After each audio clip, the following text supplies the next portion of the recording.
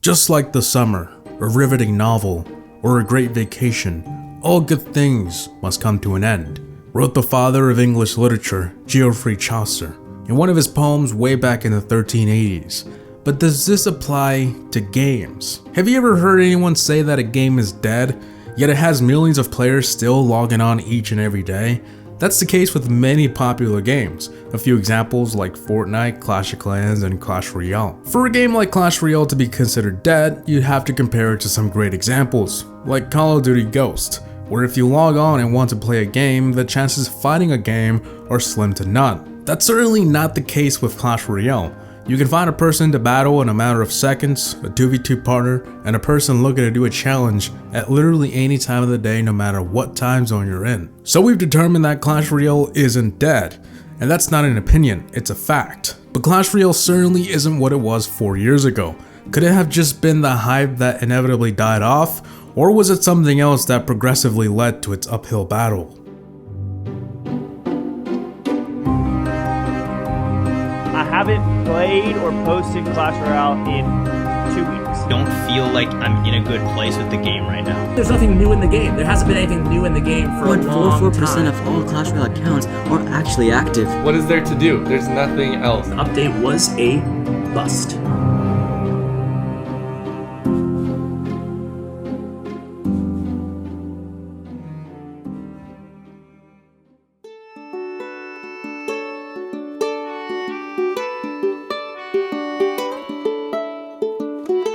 As we all know, Clash Royale was a huge success since its soft launch. The game hit its peak popularity in May of 2016, as seen on this graph. This graph is broken down by a 0 to 100 scale, where 100 is its peak, 50 being half as popular, and 0 basically representing a completely dead game. It is also based off YouTube searches, which usually determines its overall popularity.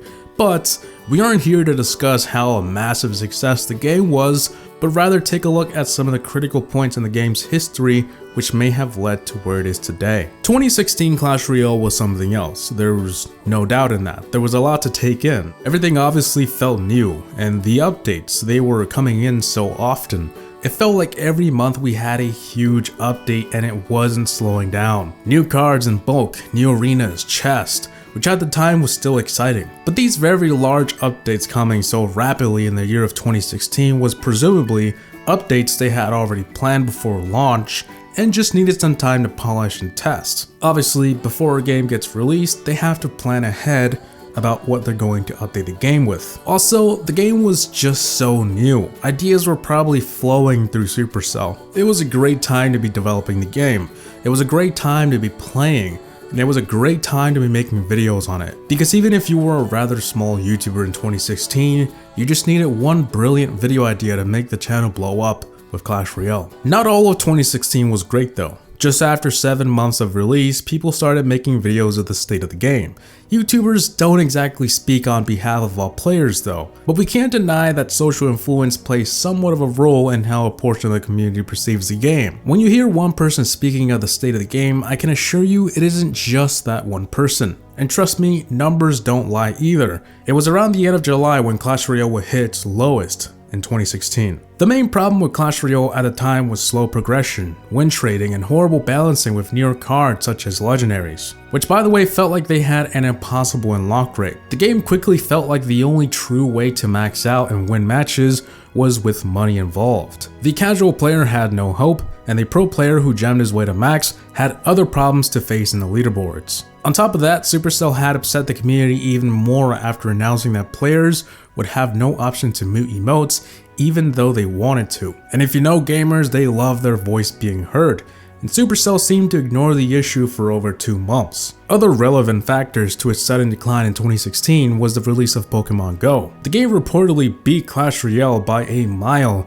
as the fastest game ever on the mobile revenue charts. And according to the graph, interest in the summer of 2016 had plummeted for Clash Royale and exploded for Pokemon Go. Clearly, Clash Royale's first big summer that was planned was overlooked, although the game had gotten some attention for the tournament update at the beginning of July, but it failed to keep the players interested, and it went downhill even further than what it was before the update. Yes, Clash Royale already had a few problems its first few months, but the game was nowhere near dead. It was still extremely popular. And even though it would never reach its peak popularity again, that's pretty common for new games. You get a surge of new players, and whoever's still playing months later are the ones that will most likely stick to playing. The following months after the summer, Supercell managed to get back on its feet. So much that it nearly reached peak popularity once again in November. Part of this was due to them fixing some issues, listening to the community a little more, and adding new chests and challenges to help free-to-play players get those legendaries and tons of gold that once seemed like an impossible task. Besides that, the updates were just plain old good. There was no one really complaining that the updates felt bland or boring. This hype carried on well into 2017, the golden age of Clash Royale, reaching numbers that it would never come close to again. March of 2017 saw once again a peak similar to November of 2016. Things were going pretty well with the new clan battles update. This kept everyone entertained for a good couple of months, but things started to gradually slow down. The summer of 2v2 is what Supercell called it, where we'd have a full month of 2v2, which was a temporary game mode at the time. This seemed like a good idea right before the team's annual time off, but the hype for 2v2 died off quick. If you didn't know, in Finland there's sort of like a summer break similar to how we have time off from school. It's estimated this starts from late June and ends around the end of August. This may seem awesome, but realistically, the numbers show that Supercell doesn't do very well during these times. They always try and make a huge update right on time for the summer, but the analytics show that these summer updates failed to keep anyone interested for the entirety of it. There hasn't been a single summer update in Clash Royale history that has kept everyone happy for a long period of time. This, unfortunately, is crucial to the game's health, especially in the US market, where things for Clash Royale tend to die off just in time for summer. That's not a very good time. Summer is where you'd expect the most exciting updates to the game, and it's actually the opposite. Things started to pick up around August of that year. There were some pretty neat updates like quests, touchdown, UI changes, but it once again kept failing to retain interest. At this point, a ton of YouTubers once again started to express their thoughts on the situation. After all, 2017 started off as a huge year and ended off as a very stale game. That is until December though. This would be Clash Royale's last biggest update according to the analytics, reaching more than half of its popularity since its peak. It was a pretty big end of the year for the game with a new arena, chest, and tons of cards. But this was also getting a bit boring. The same old formula of arenas and cards just wasn't doing it. It isn't very clear why this update garnished more popularity than the previous big update, which was Quest, but this can possibly be due to the new chest and cards that had unique mechanics. This wasn't exactly like every other update. The chests were pretty unique and they also replaced the shop. Everyone was searching up Clash Royale to see these chest openings. As for the cards, they were kind of different. They had unique mechanics. And obviously that's gonna bring some attention. So things ended off fairly nice for Clash Royale at the end of the year. But that was the last time it would ever have reached those numbers. Supercell had a bad road ahead of them.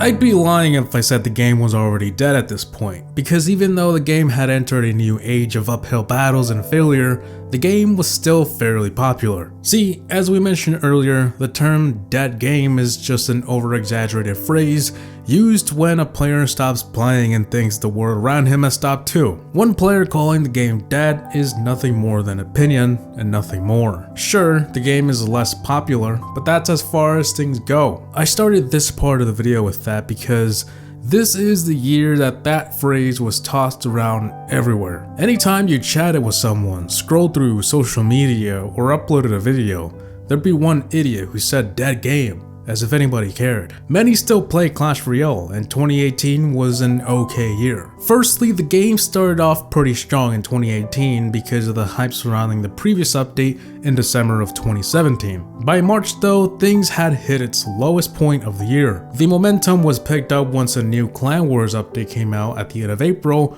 which seemed to keep Clash Royale at a steady pace most of that year. A few jumps here and there and no huge dips.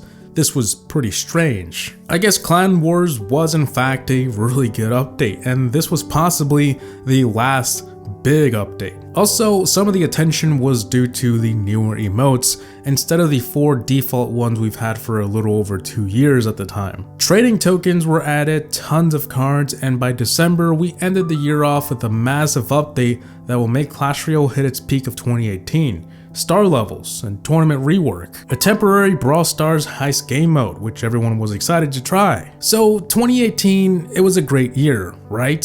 Well, yes, but a lot of the things added in 2018 were centered around being maxed and having money. As good as these additions were, and the tons of hype, players knew deep down the free-to-play player was missing out on a ton. Let's take a look at emotes. They were cool, they were new, and you had to have them. It was the ultimate flex. But unless you had some extra money laying around, you weren't gonna get a taste of it. Sure, Supercell had a few free emotes here and there and some challenges, but those didn't feel the same because it's the ones that everyone had. Players love feeling like they have something special or rare, and in this case of emotes, you had to drop some cash to be able to achieve that. That wasn't very fun, especially that Supercell started introducing these newer and cool emotes in packs of 4 for $20, making them even more rare and expensive, which would later show up in the shop for about $2, but that's a different story. Clearly this was a good monetization strategy on Supercell's end, but it wasn't a good one for the average player. On the other hand, star levels were Supercell's answer to endgame content. Endgame content is basically a term used to describe updates for people who were already at the end of the game, or maxed. This is good for max players, and I give Supercell an A for effort, because max players were indeed happy. They were blowing all their star points on these cool skins. But the issue once again remained. The average free-to-play player wasn't maxed. These cool skins Supercell made an entire commercial about wasn't exactly available to most of its player base. It was rather just a cool feature you told yourself, one day I'll make it there. But when you finally got there, it wasn't that great either. Once you got there, you would get a little bit of compensation for the cards you already had upgraded, and the only other way to get them was to upgrade cards. These upgrades gave you a little bit of star points, unless they were going to level 12 or 13, which can cost up to 100,000 gold for just one level. At that rate, you would need to spend 700,000 gold to get enough for the first tier of a star level, which, by the way, if you didn't know, the first tier is just a gold border and a gold deploy sparkle, not a skin. Let's say you already had spent 700,000 gold for the first tier and want, well, tier 2. That would cost you another 1 million gold. Yes, 1 million gold in upgrades for tier 2. And tier 3 would be 1.3 million gold in upgrades. These are insane numbers for just a casual player. And this is just for one card. In order to max out all star level tiers in one card, you would need about 3 million gold in upgrades. This can take a few weeks or a few months depending on how much you play. And all this just for one card. Definitely seems a bit insane. Of course, you can get star points from donating, but this amount was very insignificant to the amount needed to upgrade those star levels. As we mentioned earlier, there was a lot of hype about these skins, but the truth was, unless you've already been maxed for a couple years, it would be extremely hard to get all of these cool skins. As we mentioned, two of the most major additions in 2018 was centered around money and being maxed. This may have led to some hype and an okay year, but the long-term effects were creeping up on Supercell. At the beginning of 2019, things started to once again decline. And for 4 months, there just wasn't content good enough to match the success of late 2018. It wasn't until April of that year where they introduced a new trophy system, new cards, and new game modes. The trophy road was added not only to help the casual player earn more rewards, but it was also to combat the decline of ladder matches. Players just weren't feeling the ladder side of things anymore, with many problems such as the meta, matchmaking, and lack of motivation.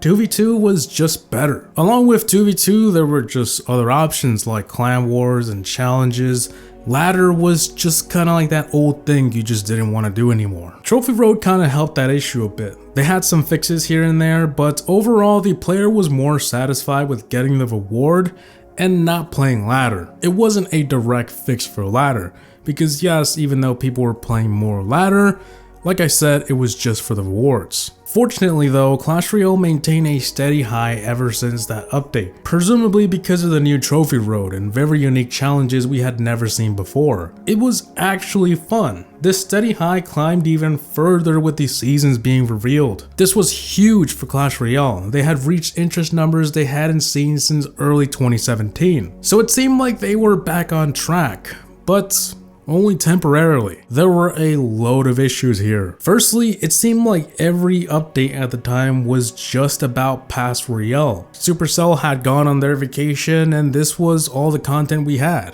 And this unfortunately seemed like just another pass, like literally every game out there. I mean, is it free anymore if you have to pay money for something that seems you can't pass up? That's debatable. The good part is that Pass Royale was actually worth it though.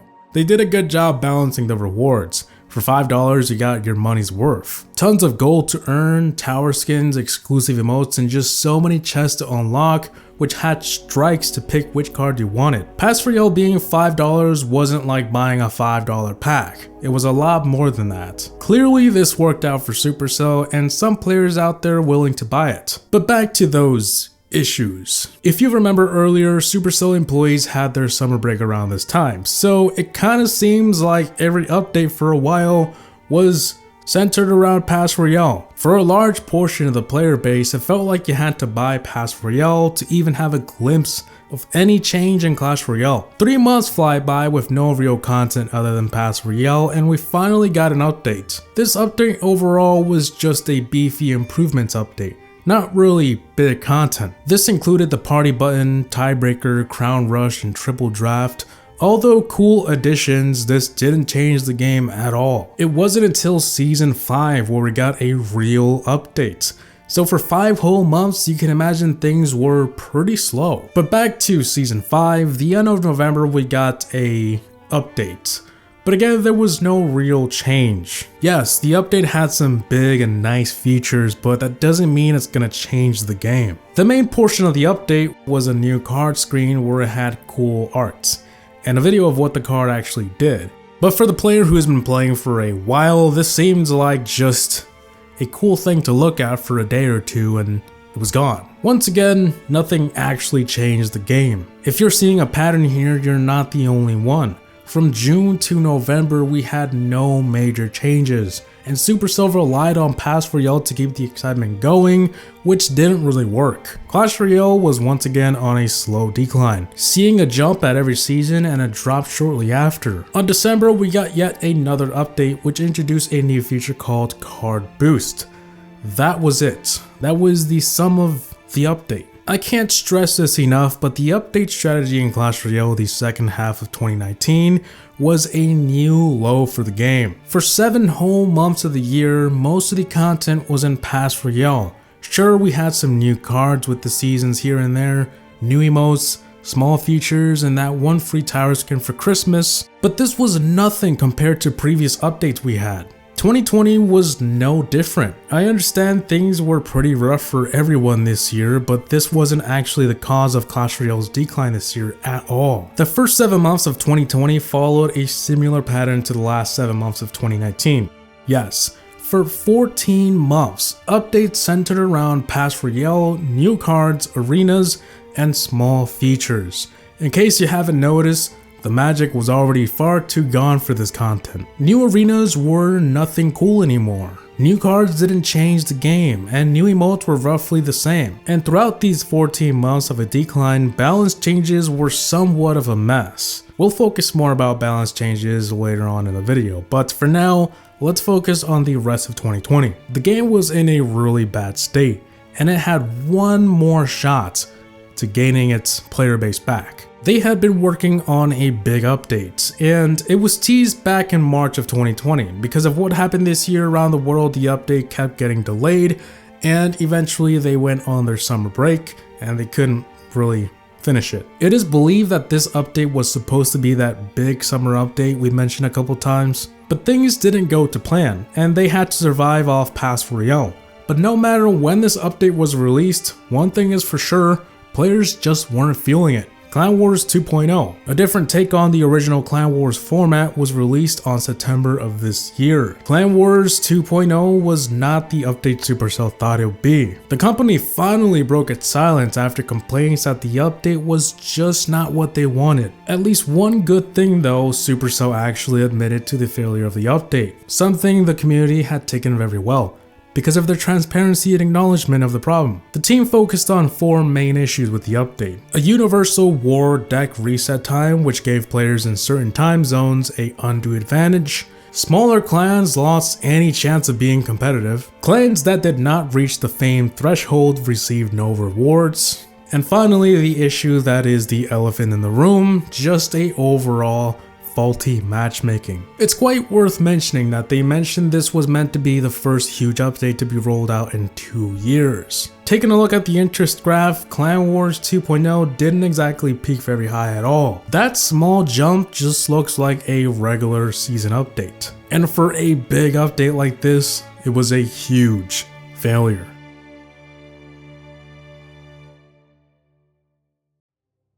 Welcome to the first ever look at Supercell's new game, Clash Royale. Inside of Clash Royale, players will battle head-to-head in real time with some familiar faces from the Clash universe. Let's take a look.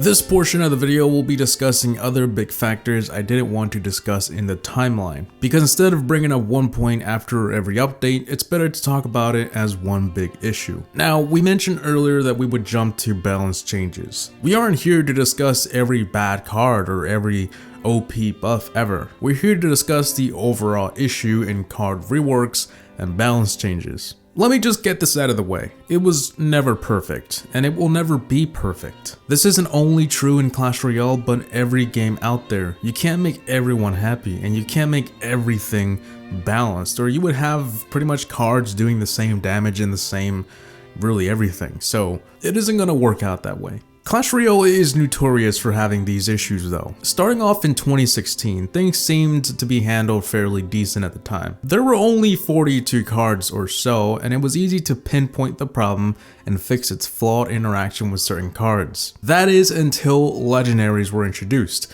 We already discussed that they started off as this impossible card to unlock, but it also felt like they had a clear advantage in the game. They felt very powerful compared to other rarities, and that may sound right.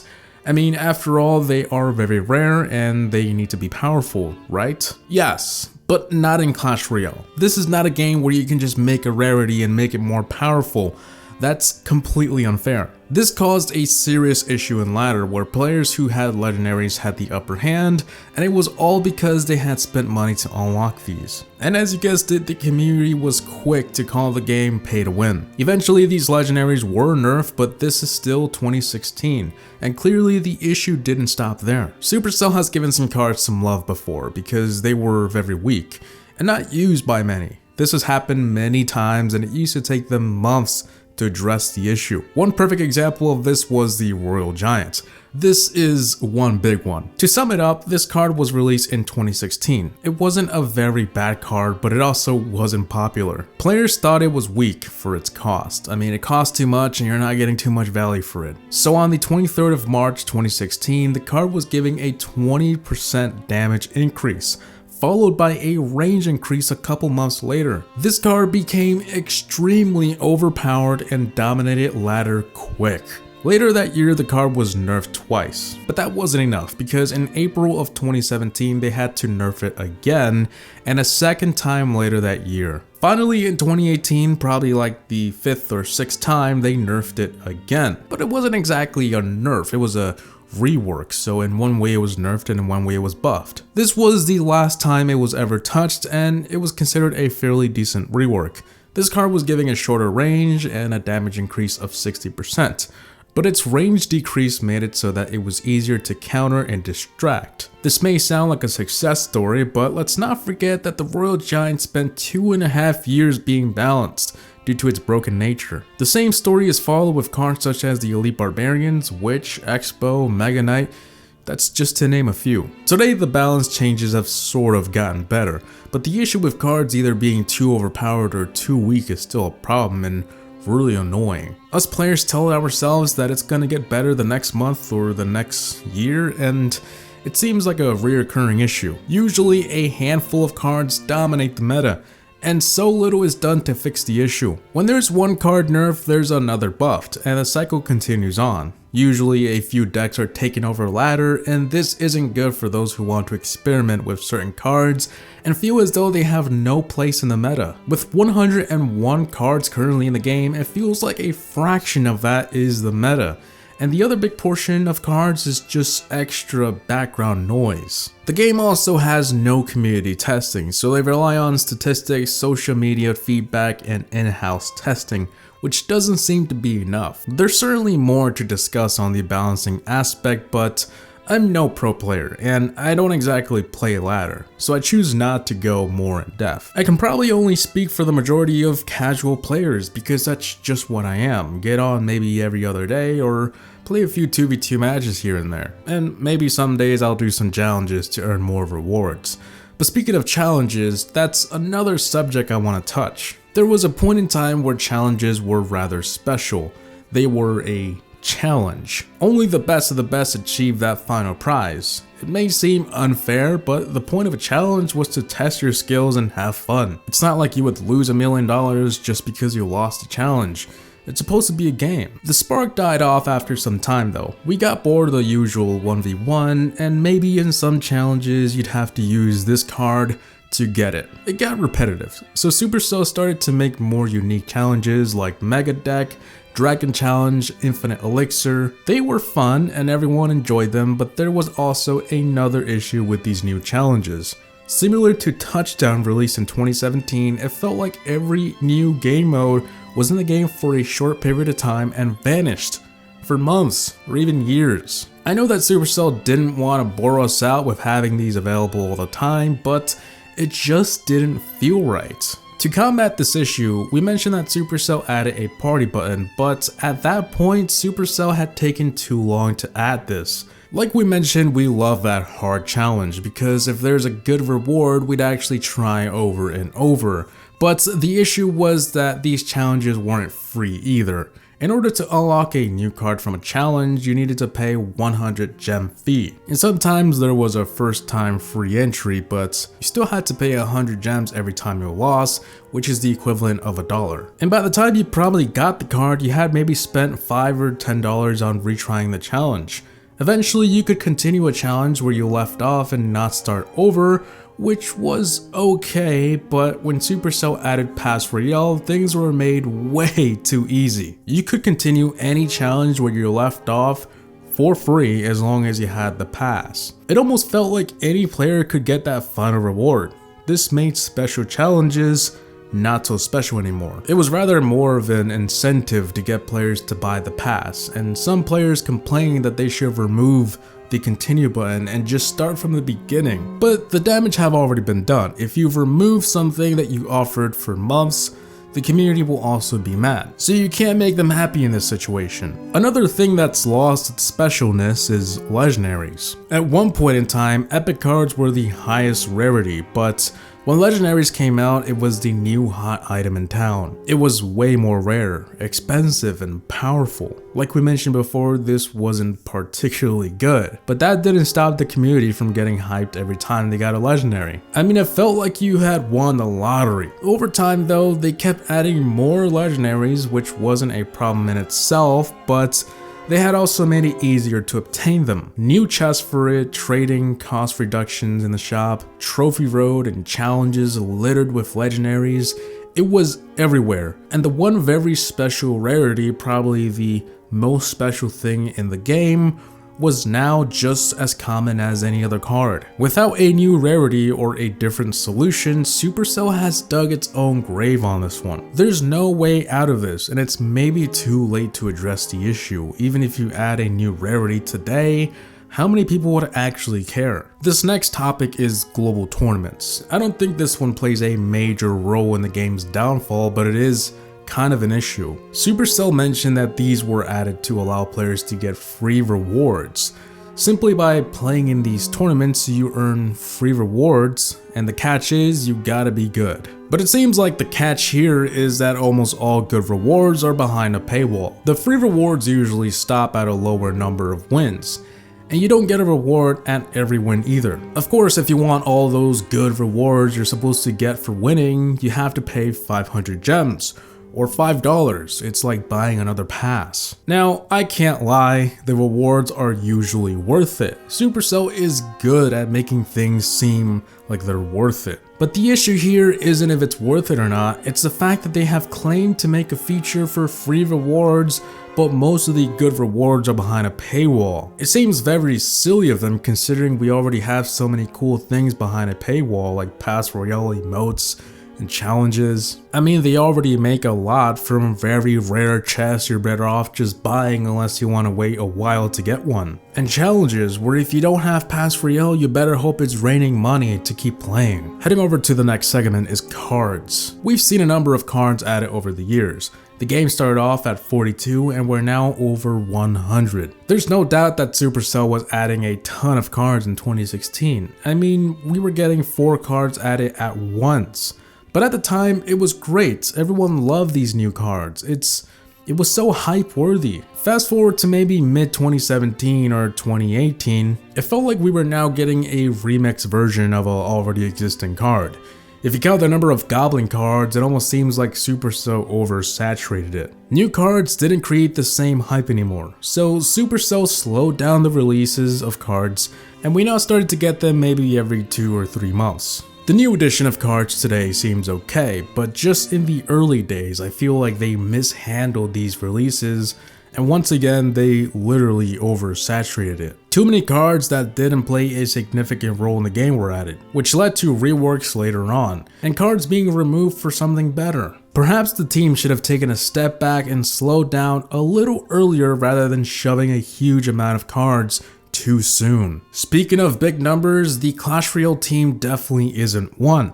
As you may have heard in my Supercell Graveyard video, teams on a certain game are usually 5 people. It's unclear if Supercell has changed their approach on things, but the Clash Royale team still remains rather small. The issue though is that maybe this is doing more harm than good. Clash Royale updates take extremely long. Balance updates aren't always great. Maybe if they just had a bigger team, things would have turned out better in the long run. Maybe we would have gotten updates a bit quicker, and bigger features a lot faster, and smaller features in bulk instead of spreading them out with seasons. Other games in comparison are able to push out major content every month or 2. This keeps players happy, it keeps them fed. It makes them want to keep playing. And as we mentioned before, at one point it took them 14 months to release anything major. This is truly embarrassing and could have been solved in many ways, but the damage has already been done.